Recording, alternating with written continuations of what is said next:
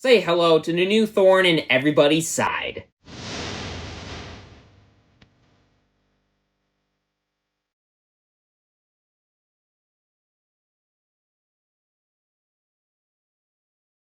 Hello and welcome to the table, and today I'm going to be doing a deck tech, hopefully budget, video for Verdance, Thorn of the Rose.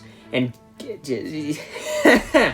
let's go over her. It is a 4 intellect, 40 health, elemental wizard hero, wielding the essence of Earth so you can play Earth cards in your deck, and then if there are 8 or more Earth cards in your Banish zone, whenever you would gain life for each instance of gain life, not if you gain 3 life then you deal that much arcane damage, no. Whenever you gain life, you deal 1 arcane damage to any opposing target. That is important because each instance of life gain equals a pain. The more instances of life gain, the more instances of pain, which is very important in the late game. But yeah, getting into the main deck itself, I really want to specify this, that dragging out the game is a massive part of this deck. Just kind of dragging out the game as long as you can, making sure you can get all the value possible, gaining a ton of life, making sure that you can last long enough to get the most amount of value possible out of your equipment, out of your cards, and out of your deck in general. Because the longer the game goes, the more time you have to set up, and the bigger engine that you can build to just absolutely demolish your opponent. And boy, does this deck have some options just in the equipment suite alone. So normally I would go over the weapon before the equipment, but let's go over the equipment first. Starting things off, I got Barkskin of the Millennium Tree. This is an Earth Equipment chess piece, 2-block temper. It is the engine of the deck as far as like the ultimate amount of block value and draggy outness things go. This 2-block temper can block for 2, then it can block for 1, but when it defends, if there are 4 more Earth cards in your Banish zone, you create an Embodiment of Earth token on top of the block value that you get off of this card, which is kind of insane because there are quite a few non-attack actions in this deck, and allowing them to block for more is a big deal. Especially on an equipment piece, you can get, sure, like 3 block value out of it, but really, like realistically, it's gonna be a lot more than 3 block value, so there you go. Then getting into Helm of Lignum Vitae, this is another Earth equipment that blocks for 1, 2, because if there are 4 more Earth cards in your Banish zone, it gets +1 defense. It's a blade break, sure, but blocking for 2 is nothing to scoff at, realistically. It does do its job well. Then there is Well Grounded. I love this card. It's another Earth equipment. It has the instant speed ability to destroy itself, and sure, it doesn't block for anything, but it prevents the next 2 damage that would be dealt to you this turn, only 4 more Earth cards are in your Banish zone. So everything cares about 4 more Earth cards being in your Banish zone, but you can get tons of extra value off of them if you have those 4 Earth cards in your Banish zone, which realistically is not hard to do in this deck. Like, honestly, not hard at all. And yeah, it's just, yeah. Then there's Goliath Gauntlet. This is the only, like, really drag out the game, kind of fatiguey value piece of equipment. It more so is just in the deck to allow you to push extra damage, usually in the late game, but if you need it earlier on in the game, who knows? Not exactly sure when you will need it in the early game, but a lot of the time, it's just great ways to push through extra damage when you need to. Because as an action, you can destroy Goliath Gauntlet, and then give the next attack action with a cost of 2 or greater you play this turn, +2 power, which is pretty freaking solid, not gonna lie. So yeah, there you go. Then there is the weapon Staff of Verdance Shoots, which looks a lot better now because, sure, it does have the once per turn action to pitch 3 and amp 1 with Go Again, which isn't great because there are ways to deal arcane damage in this deck, yes, because this is a wizard deck after all, but you're not going to want to deal arcane damage all the time. But once you do, when you do deal arcane damage and amp and then do shenaniganry with this card, you can get some really good value out of it, because whenever 1 or more Earth cards are pitched this way, the next time you deal arcane damage this turn, you create an Embodiment of Earth token, which I've already said is kind of good in this deck, because, I mean, dragging out the game is a big deal. And Embodiment of Earth tokens, especially repeatable ways to make them, are not very, like, they're not bad. They're not bad. Let's go with that. Then getting into the main deck, I just got a ton of great attackers and a ton of great ways to just drag out the game for as long as possible, to allow you to set up and just create the unstoppable engine that is Verdance. So to start things off, let's just go from top to bottom, and we'll just talk about things as we go. So I got Autumn's Touch to start things off. This is just an amazingly solid Earth card. Blocks for 3, costs 3 for a 7 attack, and it's just good. It's a good 2-of. It doesn't need to be a 3-of, but it is definitely a very solid 2-of. There's Blossoming Decay, which, there we go, now it's loading. It's a 2-cost 5 attack, which does kind of suck, but it has Decompose, so whenever this attacks, you can manage 2 Earth cards and an action card from your graveyard to then gain a life. 1 life gain, and then, who knows, maybe a little ping of arcane damage off of Verdance. I mean, that could be a 2-cost, potentially 7 swinging attack, or 7 life, or damage, or something value, power value, whatever. It's good, is good, what I'm trying to say. It's almost always going to be a 2-cost, 6 value attack, but sometimes it could be 7, which is pretty solid. Plus it blocks for 2, it's not the end of the world that it doesn't block for 3, but, I mean, you are going to be wanting to play this more so than blocking with that, so there you go. Then there is Cadaverous Tilling, the best Decompose card. That's not a Majestic, obviously. In Rosetta, this card's just awesome. I absolutely love it. It's a 3-cost 6 attack. That's secretly an 8 attack, because when it attacks, you can Decompose, and then it gets +2 power if you do. Which, if you don't know, is pretty solid. A 3-cost 8 attack? Heard that's not bad. Thank God it doesn't block for 3, because oh my god, if it did. Then there's Earth Form. This is a 3-cost 7 attack that, when it hits, creates an embodiment of Earth Token, which is, again, nothing to scoff at in this deck, because it doesn't look like they're turning on attack so far, but they're coming. Then there is, or non-attack actions. But then there is Felling of the Crown, 3-cost 4 attack, that's secretly an 8 attack, because if there are 4 more Earth cards in your banish zone, it gets +4 power, and you can Decompose. So when this attacks, you can manage 2 Earth cards and an action card from your graveyard, and if you do, each hero puts a card from their hand on the bottom of their deck. It is an absurd card. It blocked for 3, so that's also awesome. And yeah, it's a 3-cost 8 attack, that's Disruption. Hand Disruption. Again, this is good. So, yeah. Don't underestimate this card. Then there is Fruits of the Forest. This is a card, this is what the deck is named after, Fruity Forests. I just love this card. It's all the reds, all of the yellows, and all of the blue Fruits of the Forests are in this deck. Why, you may ask? Because the card's kind of cracked in this deck. 3-cost 7 attack, that's already pretty solid. Blocks for 2, not amazing, could block for 3, could be an Autumn's Touch. However, it has the instant speed ability to discard itself and gain 2 life. So, if you need to block with it, you can block with it.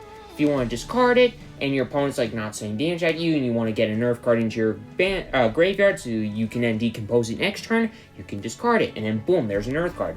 And you gain 2 life as a bonus. And hey, if Verdance is online during this, when you discard it, whether you're discarding it to, Decompose, which likely when Verdance's ability is online, you're not going to really want to at that point, unless you get some crazy value out of it, which, yeah, honestly, all the Decompose cards give you that, so what's the point of that argument? But Fruits of the Forest, no matter what you're doing, it's good. You want to get an Earth card in your graveyard? Okay, it's good at that. No matter whether it's blocking, or it's discarding, or if you need to attack with it, you can attack with it and it can be solid. It's just like, it's good in every way, shape, and form. Every way, shape, and form. Then, first non-attack action, Harvest Season, 1 cost. Earth Action Aura, go again. At the beginning of your action phase, you destroy it, and then gain 3 life. Blocks for 2, but, embodiment of Earth tokens, so who knows, maybe it blocks for 3, which, also, not really bad, from what I've been told. Then there's Pulsing Ether Life, another non-attack action. Pulsing Ether Life, 1 cost for both sides of this meld card. So you can pay 1 for the life half, which is just an Earth instant to gain 1 life. You can pay 1 resource for the other half, or just for this half and not the life half. And 1 resource for Pulsing Ether just deals 4 arcane damage to any target, not an instant speed, just as a wizard action. So, solid card. It can get you actually a fair bit of value, because for 2 resources, you can get 6 value worth of arcane damage. Or, well, 2 resources for 5 arcane damage and 1 life if Verdance's ability is online, which, again, that's nothing to scoff at, especially when, this blocks for 3, and if an embodiment of Earth token is on, which the deck wants to make those, like I've said before, this blocks for 4. Which also is something that you shouldn't really overlook, because, something that blocks for 4, I mean, I've heard it's good. Speaking of something that blocks for 4, Rootbound Carapace, a 0-cost Earth defense reaction that blocks for 3, 4, because when you decompose, banishing 2 Earth cards and an action card from your graveyard, this gets +1 defense. 0-cost 4-block defense reaction that does what the deck's wanting to do. I mean, why would it not be in the deck, right? Why would it not be in the deck? But yeah, then I've already gone over the yellow fruits of the forest, all the fruits of the forest. Then there is Mind Warp. One of the a few-ish ways to deal arcane damage in this deck. We've gone over 2 so far. There's a couple more. But Mind Warp is one of the best, if not the best. It's a 0-cost wizard action, no go again, obviously. It deals 2 arcane damage to target hero. However, if you deal more than 2 arcane damage to a hero, they shuffle their hand into their deck and then draw that many cards, -1. Also, this blocks for 3 and pitches for 2, which is also nothing to really overlook. So, yeah, good card. Very good card. Very good card indeed. Then there is... Nope. Then there is Plow Under. Don't skip that one because, oh baby. It's a 2-cost, 2-attack that's secretly a 6 attack because there are 4 more Earth cards in your banish zone. You know this gets +4 power. Blocks for 3, pitches for 2, and you can decompose when it attacks. So 2 Earth cards, action card into the bin, or into the banish zone from the bin. And then if you do, each hero puts a card from their arsenal on the bottom of their deck. Not as good as Felling of the Crown, but I mean, hey, this card still does its job very well. It's disruption, and you know, it's good. Because it attacks for 6 for 2 resources. Well, like 90% of the time, which is on rate. Also, this pitches for 2, which makes it slightly above rate. Then, anyways, there is Rampant Growth Life. This is a 2 of. Doesn't really necessarily need to be a 3 of because there aren't enough ways to deal arcane damage in this deck. But Rampant Growth Life, 0 cost on both sides, and both sides are instant speed, which is very noteworthy. And then, so you gain 1 life on the life side, and then you gain, or then you amp X on the Rampant Growth side, where X is the total life you've gained this turn, which you've already seen a fair bit of that. And yeah, you can gain a lot of life in a single turn, and you can amp very easily, like 3, 4, which, yeah, I've heard for 0 resources, that's pretty solid. Then there is Autumn's Touch Blue. I've already gone over the red. This is a 3 of, but yeah, I mean, it pitches for 3, it blocks for 3, it's a 3-cost 5-attack Earth attack. I mean, if you need to attack with it, good for you, but likely you're going to be pitching it or blocking with it, and I mean, it's just good. It's just good. Then, there is Destructive Ether Tide. It is another one of the ways to deal arcane damage in this deck. Pitches for 3, costs 0, blocks for 3, deals 1 arcane damage to any target, and if you deal more than 1 arcane damage, destroy a card in their arsenal. Disruption, I've heard, it's good. It's good. Earth Form, blue. This card is good in the blue. Like Autumn's Touch, I don't really want to go over it again, but it's just good. Or on Embodiment of Earth, yeah, it's good. I don't know what else to say. Earth's Embrace. This is a very key part of this deck, because if you didn't know this, there's a lot of ways to decompose in this deck. And this is a 1-cost way to get quite a bit of value off of that, decomposing. Because 1-cost Earth Action Aura, non-attack action, just so you know, so 2-block, who knows, secretly 3-block. Pitches for 3, has go again, like I already said. At the beginning of your end phase, you create an Embodiment of Earth token. Period. End of sentence. But if you haven't banished an Earth card this turn, you do destroy the Earth's Embrace. So this sticks around technically forever if you want it to. You just have to decompose every turn. But allowing you and a lot of your deck to block for more at the cost of just being slightly less efficient with your hands, like blocking a little bit less, but then in a sense blocking for more because of the Earth's Embrace, who knows? It's a pretty good trade-off. And, I mean, if you don't want the engine to continue, you can just let this go away, and yeah, it's just more Earth cards in your graveyard, which is good. It's a very valuable resource. But yeah, Earth's Embrace, just a very solid tool in this insane engine, if it works. Which, it does a lot more than you would think. Then there's Evergreen. This is just a good way to kind of like, if you need the game to go longer, then it can. And this can be a good way to just continuously send attacks. Plus, I mean, it's not going to be that very often. This 3 cost 5 attack that, if played from the arsenal, puts itself on the bottom of the deck when the combat chain closes. Likely, it's not going to be doing that. Usually, it's just going to be pitching for 3 or blocking for 2. But if it needs to, like, just be a continuous attacker every turn in the very, very, very late portions of the game, which you're not going to get there very often, but if you do, this card is there for you and to support you. Whatever. Then there is Healing Potion, another 2 of. This is just a good way to just gain some life. It doesn't have Go Again, unfortunately, but as an action, you can destroy it to gain 2 life, which is, you know, notable. I mean, considering that this is a 3-pitch, and yeah, it can do some work. It can do some work. It's likely not going to be doing a ton, but it can do some work nonetheless. Then there's Heartbeat of Candlehold. This is just a 1-cost, gain 1 life, gain 1 life, gain 1 life. 3 instances of arcane damage if Verdance is online, and then 1-cost Earth Wizard action with Go Again, notably, that is basically 6 value. Sure, you only deal 3 damage to your opponent, but you gain 3 life. That's still 6 value out of 1 card that costs 1 resource. That's also a blue that pitches for 3 and blocks for 3. Explain to me how that's fair. Anyways, then getting into the sideboard. This deck basically doesn't do super well against super aggressive decks, except it gains a ton of life. So in a sense it does. It has a hard time to a point, but its life gain, and if it draws the right cards, it can do very well against aggressive strategies. But its biggest issue is against kind of mid-rangey decks or mirror matches, which is why I have the red evergreens in the sideboard. If it's a mirror match, you put in the red evergreens because then the games go forever, and you kind of need this if you want to survive, or if you want to actually win. Then, the rest of the sideboard essentially is just basically ways to deal more with the mirror matchup with something like an Alluvian Constellas, or just Arcane Barrier stuff for just all the arcane damage dealing strategies, or just, again, mid-range matchups.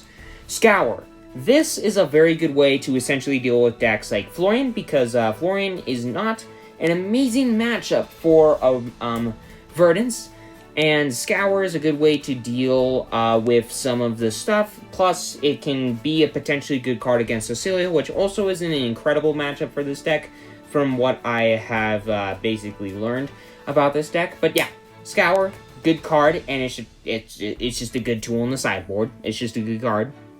Deals some arcane damage, pitches for 3, blocks for 3. I mean, it's a good card.